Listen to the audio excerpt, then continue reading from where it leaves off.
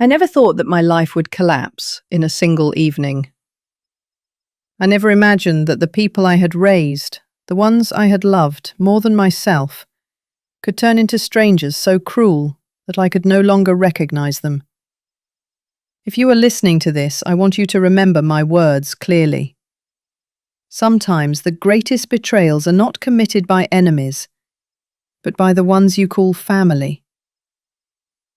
It was late in the afternoon, the kind of golden light that usually warms the heart. I was carrying 2 heavy bags of groceries from the supermarket, smiling faintly at the thought of cooking dinner for my daughter and her husband. My back ached from the weight, but in my heart there was still a sense of belonging, a belief that I was contributing to our home, our family. But that day my belief shattered into pieces. As I walked up the path and reached the door, I froze. The familiar door of the house that I had been living in for years, the house that once echoed with my husband's laughter, was no longer the same. The lock. It was new. The old brass lock that I had used every single day had been replaced. The key in my hand felt useless, powerless, as if it had suddenly lost its purpose. I remember standing there for a long moment, confused. Perhaps there had been a burglary. Perhaps the lock had been damaged and replaced without anyone telling me. But the truth struck me harder than any nightmare could. My daughter and her husband had deliberately changed the lock. They had not told me. They had locked me out of the place I believed was still my home. My chest tightened as if invisible hands were pressing down on me. My heart pounded. My palms grew sweaty. And I stood there, trembling, with the bags of groceries cutting into my fingers. A neighbour passed by and gave me a curious look. But I forced a small smile, pretending that nothing was wrong. Deep inside, I felt humiliation boiling, the kind of humiliation that eats away at your dignity. I rang the doorbell once. Silence. I rang it again. Finally, the door opened slightly. My daughter's face appeared, but there was no warmth in her eyes. Instead, I saw coldness, as though I were an uninvited guest. Behind her, her husband stood with his arms crossed, smirking faintly. "Mother," she said flatly, "we need to talk." The way she spoke to me sent chills down my spine. This was not the daughter I had raised, the child I had once held against my chest when she was sick, the girl I had comforted through heartbreaks. No, this was a woman I barely knew, a woman whose voice now carried the authority of a stranger. I tried to step forward, but she blocked the way. Her husband's eyes glared at me as if I were intruding. "What is going on?" I asked, my voice shaking, my heart breaking. "You cannot live here anymore," she said, each word sharp as a knife. "This is our home now. You need to find somewhere else to stay." For a moment, I could not breathe. My ears rang, my vision blurred, and I almost dropped the bags in my hands. I had spent years believing I was part of this family, that after losing my husband, I still had a place to belong. And now, with a single sentence, my own daughter exiled me from the only safe haven I had left. I pleaded, "Please, this is my home too. Why are you doing this?" But my daughter turned her face away. Her husband whispered something into her ear, and she simply closed the door in front of me, leaving me outside in the cold air.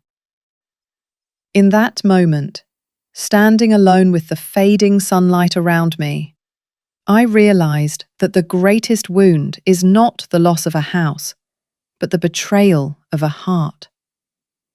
And yet, deep inside me, a small flame began to burn. I did not know it then, But this betrayal would awaken a strength I had long forgotten. It would lead me to reclaim not just my home, but my dignity. As I stood outside the locked door with my heart pounding, memories came flooding back to me like waves crashing against the shore. The humiliation of that moment pulled me backward into the life I once had, into the home that had once been filled with warmth, love, and laughter. I remembered the day I first moved into this house with my husband. The walls were bare then, the floors echoed with every step. And yet it already felt like a place of promise. We painted the living room together, splashing colour on the walls, laughing when I accidentally smeared paint across his cheek. He leaned in and painted a tiny blue dot on my nose, and we laughed until our stomachs ached. That was the kind of love we shared. Simple, playful, yet unshakably strong. When our daughter was born, the house transformed into a living memory of joy. Her laughter filled every room, her tiny footsteps pattered across the wooden floor, and her little hands would tug at my dress whenever she wanted to be held. My husband would scoop her up and twirl her around until she squealed with delight, and I would watch them, my heart overflowing with gratitude. We were not wealthy, but we were rich in every way that mattered. I could still see the nights when I stayed up sewing clothes for her school days, my fingers pricked by the needle, but my heart full of purpose. I cooked her favourite meals, even when money was scarce, finding ways to make simple dishes taste like feasts. My husband worked tirelessly, yet he never failed to read bedtime stories to her.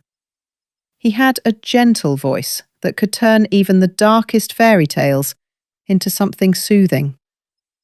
I remembered her first day of school. She clung to me at the gate, her eyes filled with tears, afraid of the unknown. I bent down, kissed her forehead, and whispered, "You are brave, my little one.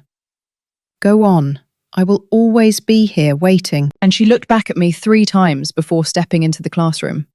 And when she returned at the end of the day, she ran into my arms, as if I were the safest place in the world. As the years passed, we faced struggles like every family. My husband fell ill, and life became harder. I tried to shield our daughter from the weight of it all, to make sure her childhood remained bright despite the shadows creeping into our lives. I took on extra work, sold handmade crafts, and stretched every dollar. And when my husband finally passed away, it felt as though the very foundation of my world had crumbled. But even in grief, I found strength in my daughter. She held my hand at the funeral, tears streaming down her face. And she whispered, "Do not worry, Mother. I will always take care of you." Those words were etched into my heart, a promise I thought unbreakable. After his death, I moved fully into her household. It was not easy to let go of the past, but I believed in her words, believed that we would create a new life together. At first, it felt almost comforting. We would cook meals together, sometimes laughing at old family stories. I would help with the laundry, take care of the small chores, and I felt useful. For a time, I thought that perhaps, despite the emptiness left by my husband, I had found a way to continue living. But now, standing in front of a door that no longer opened for me, I realised that those years of sacrifice, of love, of loyalty, had faded from her memory. What I saw in her eyes earlier was not my daughter, but a stranger, who had forgotten every bedtime story, every kiss on the forehead, every promise whispered through tears.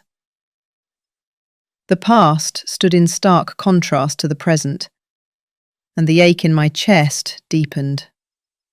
I gave my life to raise her, to protect her, to ensure she never felt abandoned. And yet, in the cruelest twist of fate, it was she who abandoned me. Still, as painful as the memories were, they reminded me of who I truly was.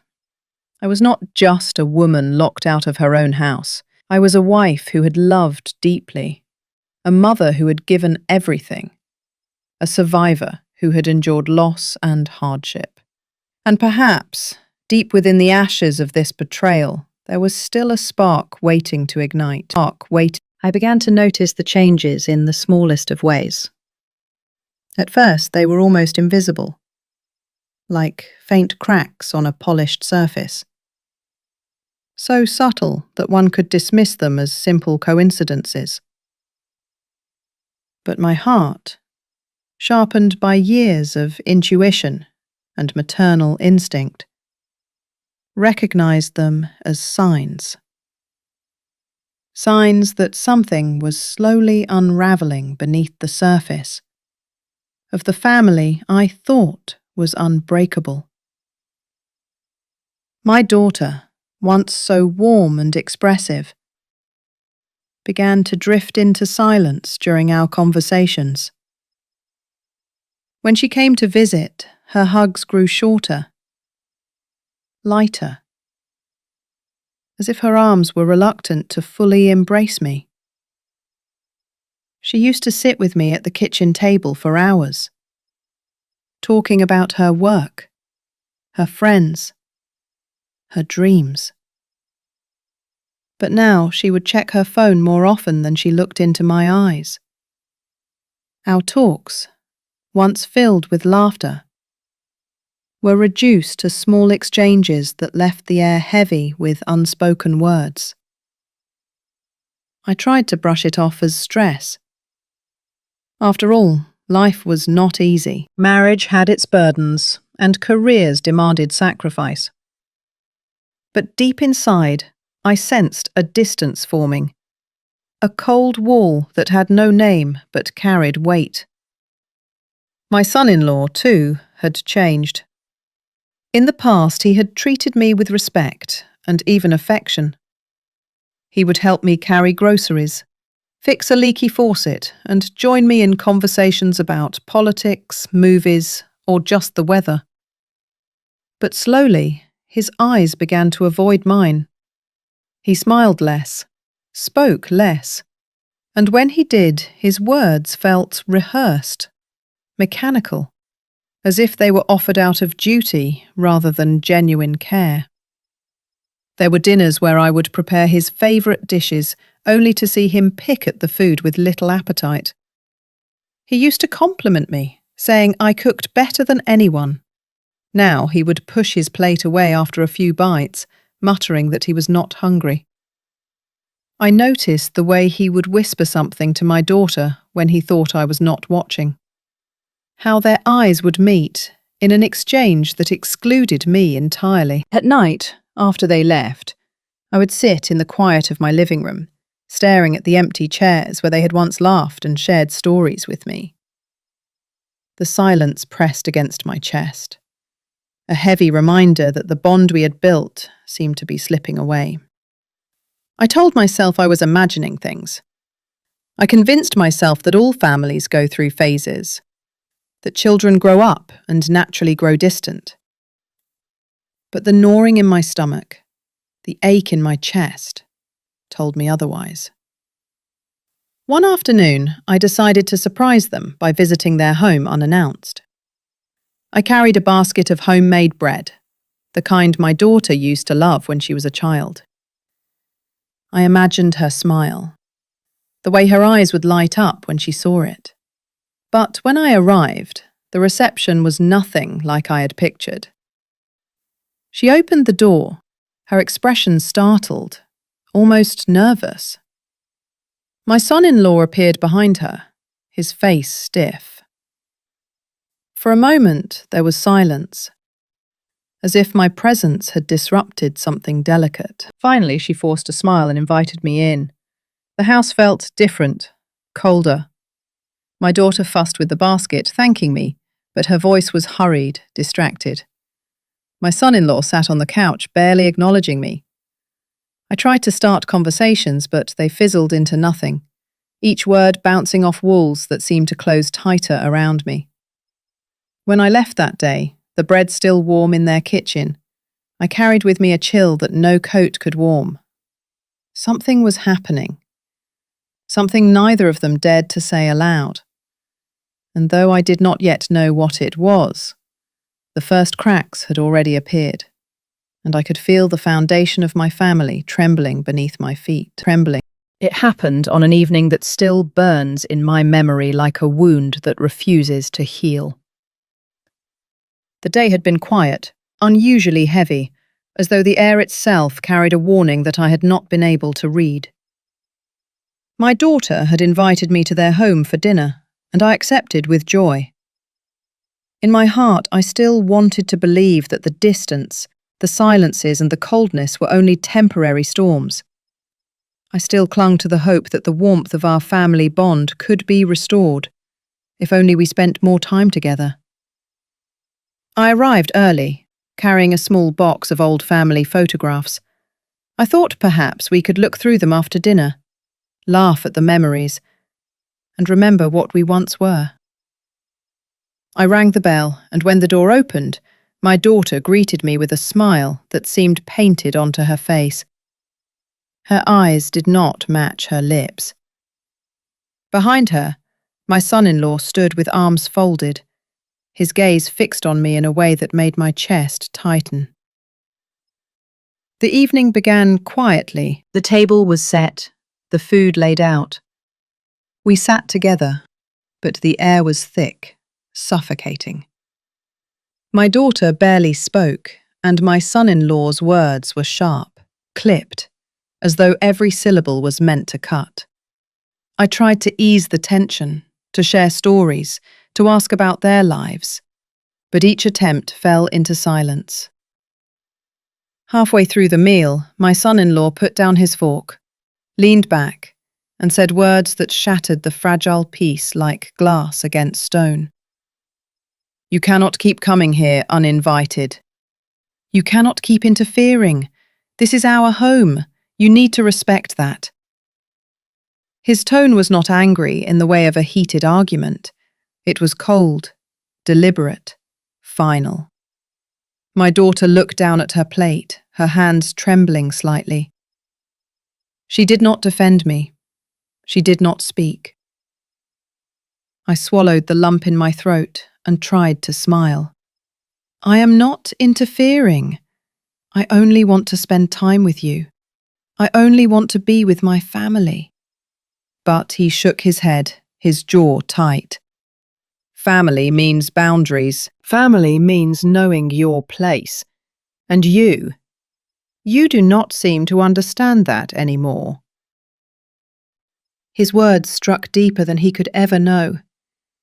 I looked at my daughter, silently begging her to contradict him, to reach across that invisible wall and tell me that I still belonged. But she remained silent. Her silence was a weapon sharper than his words. Tears blurred my vision, but I held them back. I told myself I needed to stay calm, to keep my dignity. I reached for her hand across the table, but she pulled it back quickly, as though my touch burned. The rest of the dinner was a blur. I do not remember what food was on my plate, or what else was said. What I remember is the moment when I stood up to leave. I gathered my coat, and as I did, my son-in-law's voice followed me like a shadow. "It would be better if you called before coming. Or better yet, give us space. We need our own lives without you constantly here." Not even raising her eyes to meet mine. In that instant, I felt as though the ground beneath me had opened, pulling me into an abyss of loneliness. I was no longer a mother welcomed into her daughter's home. I was an outsider, an intruder in the very lives I had sacrificed everything to build. When the door closed behind me, the night air hit my face like ice. I stood there on the steps, clutching the box of photographs I had brought with me, realizing that they were the only pieces of the past I still held. As I walked home alone, each step heavier than the last, the weight of betrayal pressed into my chest until I could hardly breathe. It was not only my son-in-law's rejection that wounded me. It was my daughter's silence. Her refusal to speak for me, to defend me, to stand with me. That silence screamed louder than any accusation. I had given her life, raised her, loved her beyond measure, and now I was cast out, as though I were nothing more than an unwanted guest. The pain was not sharp like a knife. It was slow, crushing, like the steady tightening of a vice around my heart. That night, I lay awake in my bed, staring into the darkness, replaying every word, every look, every silence. And in that darkness, something inside me began to shift. The wound was still raw, the betrayal still burning. But beneath the pain, deep in the shadows of my heart, another feeling began to stir. It was not forgiveness. It was not acceptance. It was something colder, sharper, and more enduring. It was the first seed of revenge. The days that followed were some of the longest of my life. Time no longer moved in hours or minutes. It stretched endlessly, each moment heavy with silence. My home, once a place of comfort, now felt like a hollow shell. Every corner reminded me of absence, of voices that no longer filled the rooms, of laughter that had faded like echoes too far to reach. I tried to find solace in routine. I woke early, I cleaned, I cooked for myself, I walked to the market. But everything felt mechanical, as though I were moving through life without truly living. People at the market smiled politely, exchanged brief greetings. But I could feel their eyes linger a little too long. They knew. They always knew when something in a family was broken. Pity became another weight I carried on my shoulders. Nights were the worst. I would lie in bed, staring at the ceiling, listening to the hollow quiet of my own breath. Sometimes I would reach across the mattress, my hand brushing the empty space where my husband used to lie.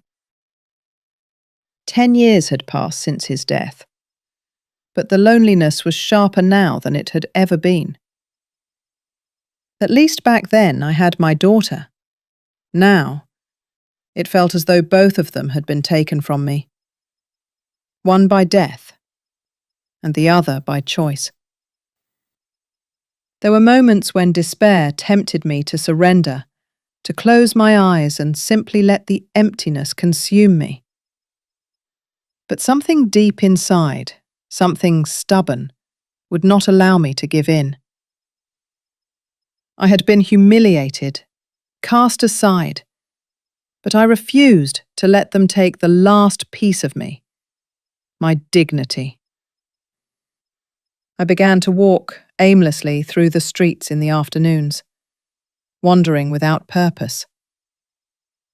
The city was alive with noise, children laughing, shopkeepers calling out, cars rushing past. But I felt invisible, as though I were a ghost drifting through a world that no longer saw me. I sat on park benches and watched mothers with their children, feeling both joy and sorrow at the sight. Joy because life was continuing. Sorrow because I had been cut out of it. Sometimes I would pass the cafe where my husband and I used to sit on Sundays. I would pause outside, staring through the glass at couples leaning close, whispering secrets over coffee. Their faces glowed with the intimacy I had once known. I would press my lips together, hold my head high and keep walking, refusing to let tears fall in public. There was one evening, colder than most, when I found myself standing outside my daughter's home again. I had not meant to go there. My steps had simply carried me in that direction, as if my heart were trying to return to the place it had been banished from. The lights inside glowed warmly, silhouettes moving across curtains. I stood in the shadows, clutching my coat tight, wondering if she ever thought of me, if she ever regretted the silence she had chosen. I did not knock. I did not call. I turned away and walked back into the darkness, reminding myself that I would not beg for love. If they had decided to shut me out, then I would not crawl to their doorstep like a beggar, asking for scraps of affection. The loneliness did not break me in that moment. It carved me, reshaped me. Pain has a way of stripping away illusions, of showing us who we are when everything else has been taken. I realized that what remained of me was not weakness, but resilience. In the quiet of those empty nights, I began to write.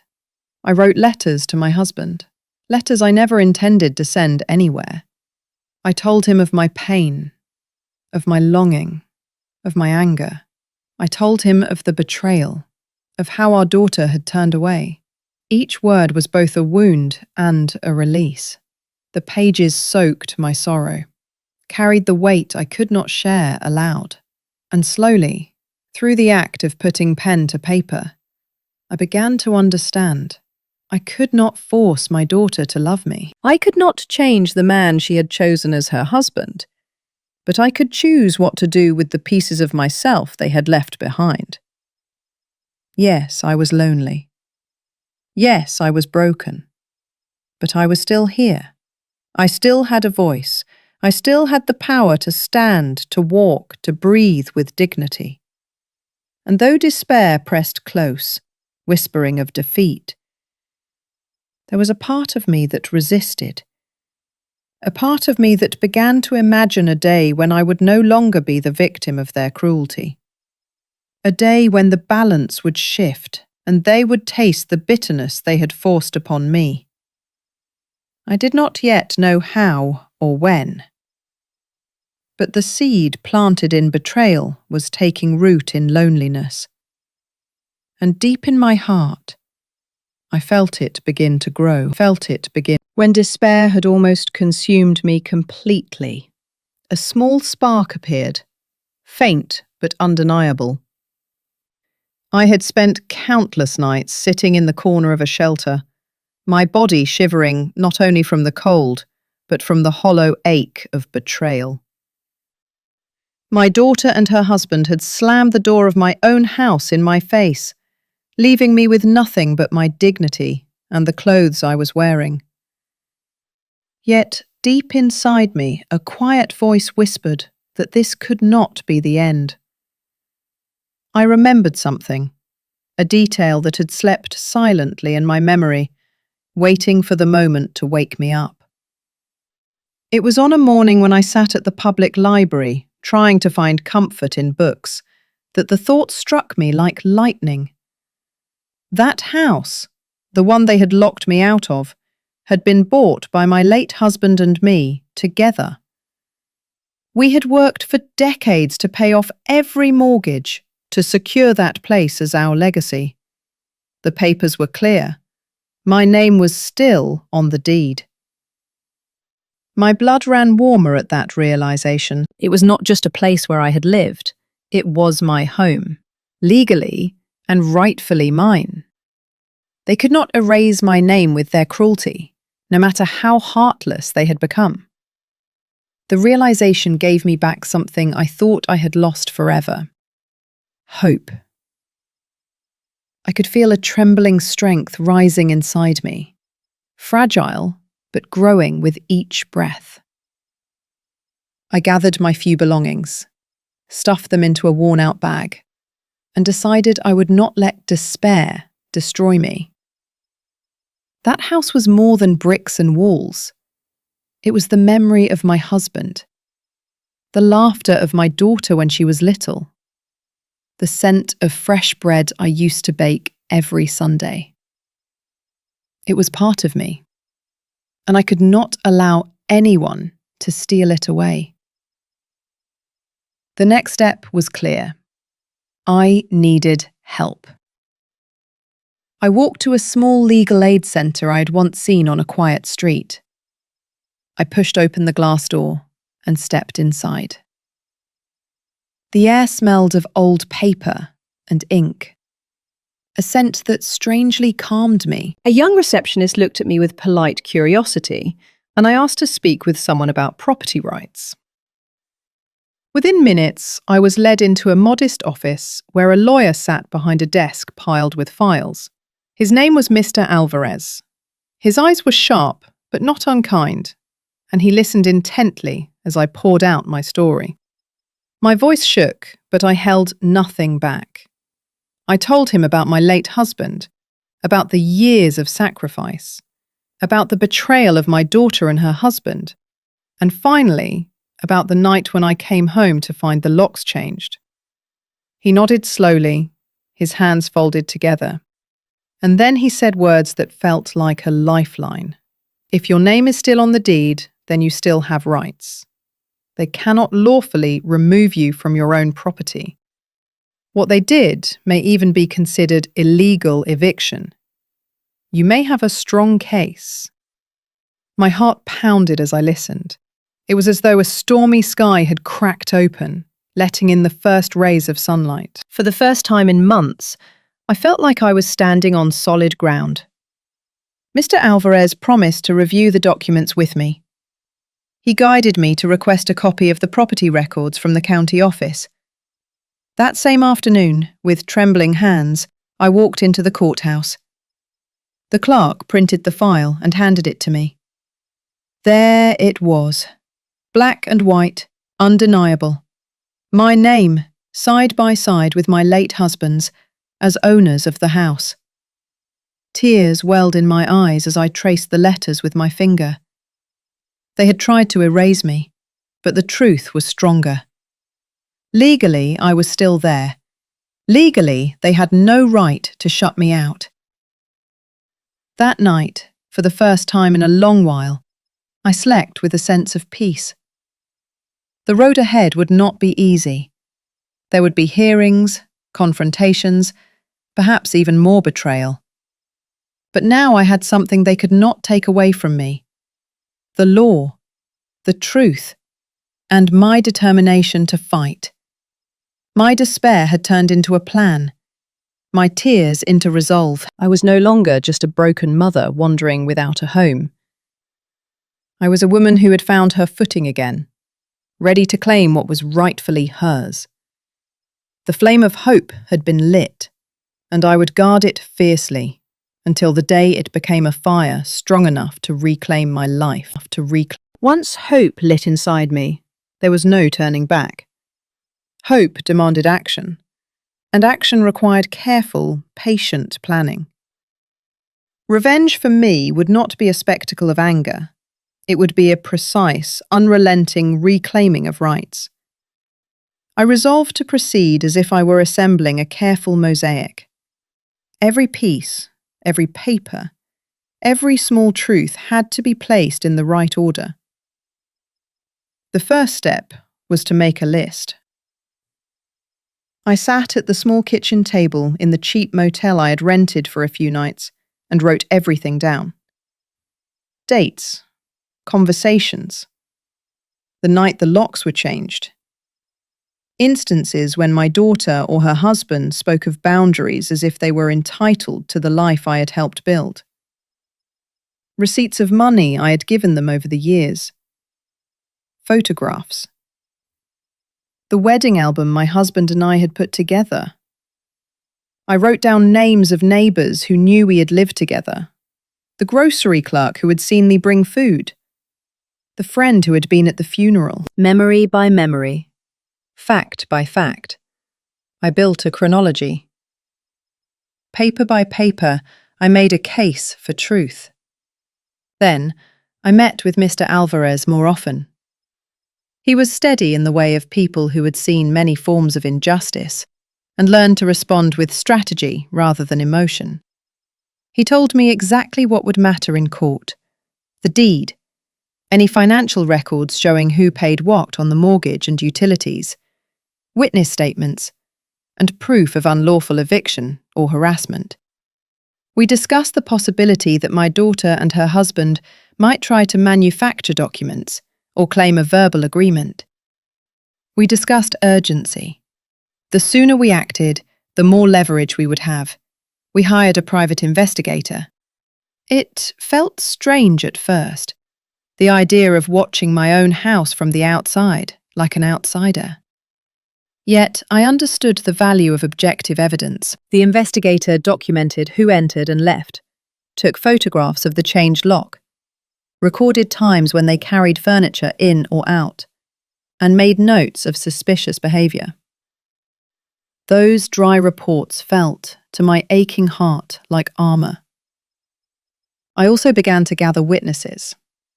I visited neighbours, gently telling my story and asking if they would speak on my behalf. Some were reluctant, afraid of small-town gossip. Others were quietly outraged and happy to help. The grocery clerk remembered the day I had bought extra for their family. Mrs. Jensen from 2 doors down recalled the Sunday when she had seen my daughter put a new lock on the door. Each corroboration stitched the story tighter. On the financial front, I went through bank statements I'd kept separate for emergencies. There were envelopes, receipts, and bank slips showing transfers made at times when I believed I was helping them. I photocopied everything and handed it to Mr. Alvarez. His face did not show surprise. He simply stored the copies in a folder that would soon become the spine of our argument. We drafted letters, demand letters, to be delivered formally to their address, notices of intent to pursue legal action, and a carefully worded notice to the landlord and the utility companies to make plain who the lawful owner was. The wording was important. Anger could weaken a case. Precision preserved it. We filed an immediate request for an emergency injunction to prevent them from disposing of property or selling possessions. I learned the language of law: injunction, temporary restraining order, unlawful detainer. The words were cold, but they gave structure to my right. There were risk calculations. If I moved too quickly, they might retaliate with slander or claim my mental state was unstable. If I moved too slowly, they could sell assets or remove items of sentimental value. We timed each step, filing when the court calendar allowed, serving papers when witnesses were present. I rehearsed testimony in front of Mr. Alvarez, spoke slowly, and kept my emotions controlled. I learned that the courtroom favoured facts, not theatrics. Beyond law, I found allies. A small non-profit that aided elders in financial abuse offered guidance. They connected me with a social worker who advised on documentation for elder exploitation. They recommended keeping logs of phone calls and preserving any text messages.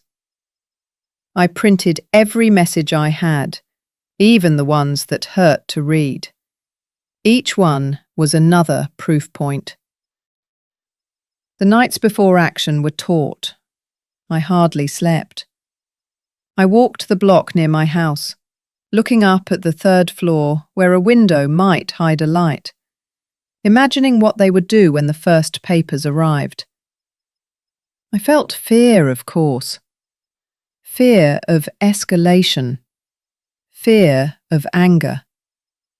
Fear of family exposed. But beneath fear was a patient, steady fire. I wanted not vengeance for the sake of cruelty, but restitution for the theft of trust. When the process finally started, it was not dramatic in the way the movies portray. It was letters, stamps, signatures, then a court date scribbled in ink. Yet each small legal step steadied me. Paperwork became proof. Proof became power. In the quiet hours of the night, I read through our filings and felt something like calm. I had translated pain into a plan, humiliation into documentation. I had reshaped myself from a cast-off mother into an advocate for the life that belonged to her. And through it all, I kept one rule: no spectacle. I would not bait them into public fights. I would let the law, the evidence, and the slow turning of justice do the speaking for me. That discipline was perhaps the hardest part of revenge. To be patient enough to let truth unfold in its own time. The day of court arrived like a storm cloud that had been gathering on the horizon for months.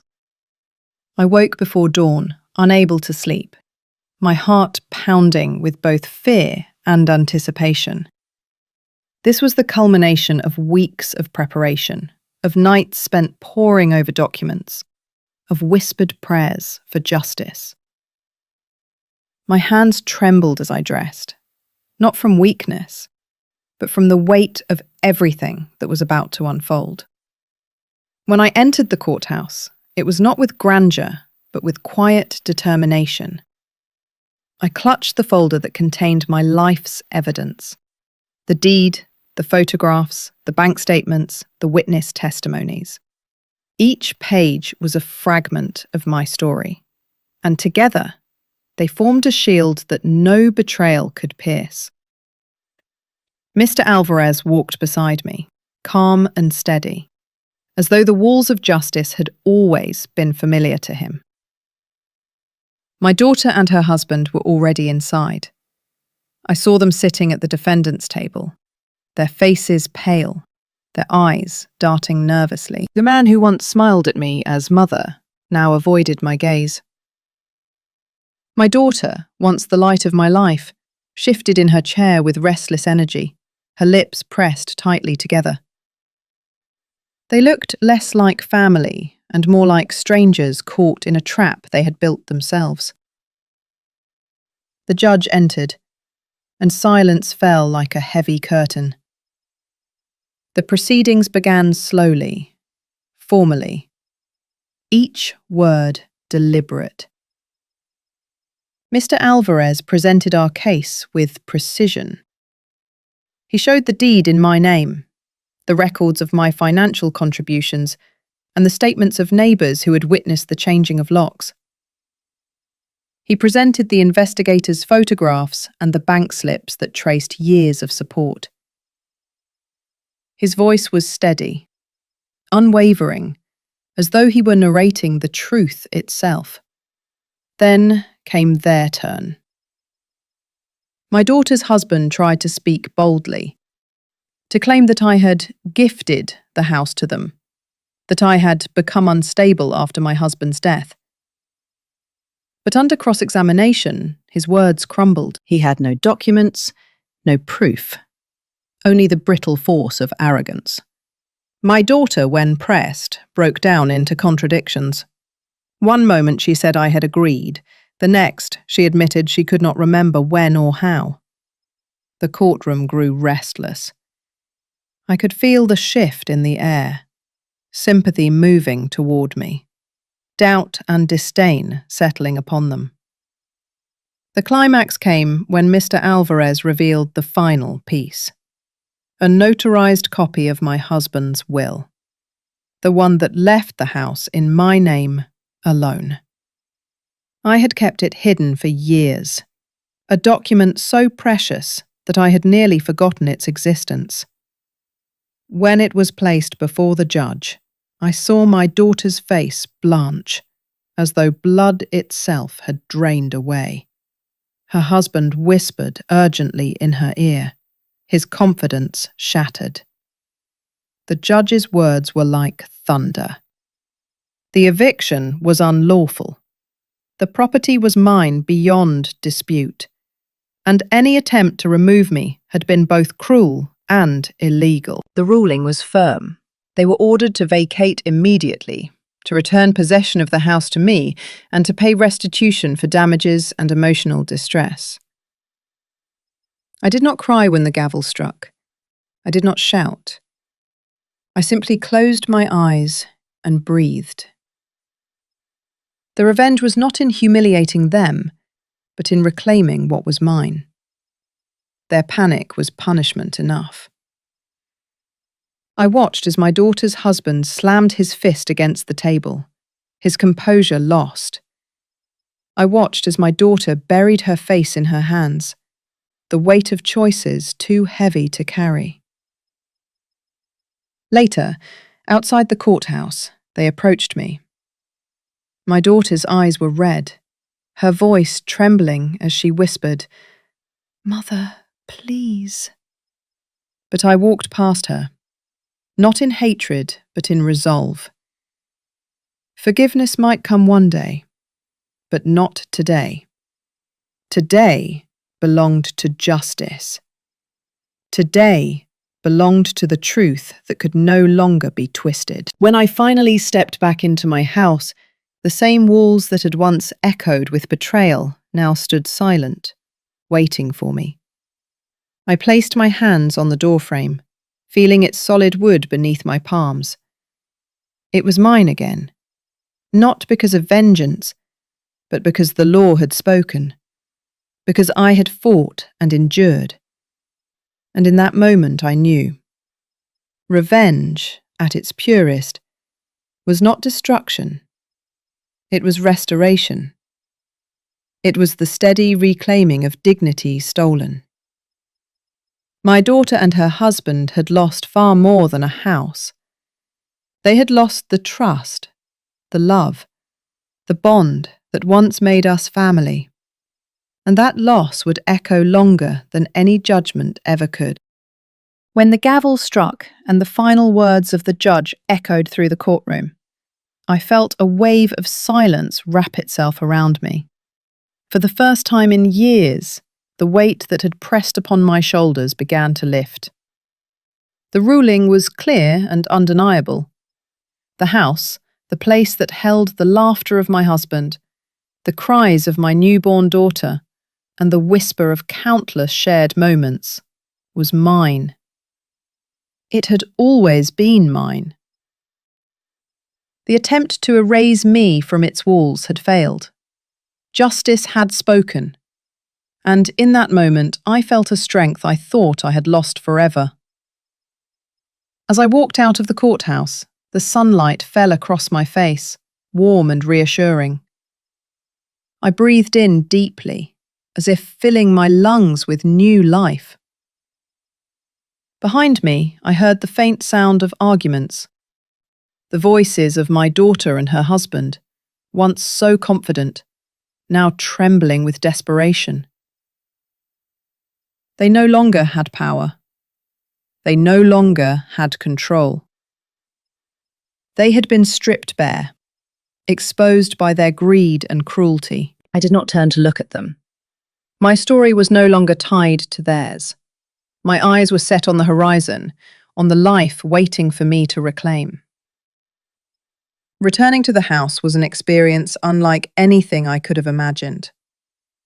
The key turned smoothly in the lock, and as the door creaked open, a flood of memories rushed over me.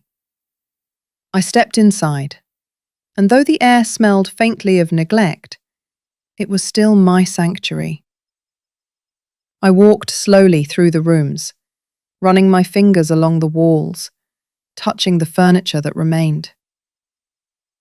In the corner of the living room, I saw the worn chair where my husband once sat, reading his newspapers on quiet mornings. My heart swelled. Not with grief this time, but with gratitude. I had fought and I had won. The house was not just wood and bricks. It was my history, my resilience, my proof that, even in the darkest hours, I had never truly been defeated. In the days that followed, I began to rebuild not only the house, but myself. I repainted the walls, planted flowers in the garden, and opened the windows wide to let the sunlight pour in. Each act of restoration was also an act of healing. Neighbours came by, offering support and words of encouragement, and I felt connected again to a community that had quietly watched my struggle. I realised that the home I had fought so hard for was not just a place to live, but a symbol of my dignity and endurance. At night, I would sit by the window with a cup of tea and watch the stars. I would think of my husband, of the love that had carried me through so much, and I whispered into the quiet air, "We made it." They tried to erase me, but we made it. I felt his presence, gentle and proud, as if he too was at peace, knowing that I had not surrendered. To anyone who hears my story, I want to leave this message. Never allow betrayal, no matter how deep, to define who you are. Pain can shatter you, but it can also forge you into something unbreakable. The ones who hurt you do not hold the final word. You do. Your resilience, your courage, and your truth will always shine brighter than the lies meant to bury you. I am 62 years old, a widow who once stood at the brink of despair, abandoned by those I loved most. But today, I stand stronger than ever. I reclaimed not only a house, but also my life, my voice, and my dignity. And as I close this chapter, I open another, one filled with peace, hope, and the quiet joy of knowing that revenge, when born from justice, is not about destroying others, but about reclaiming yourself.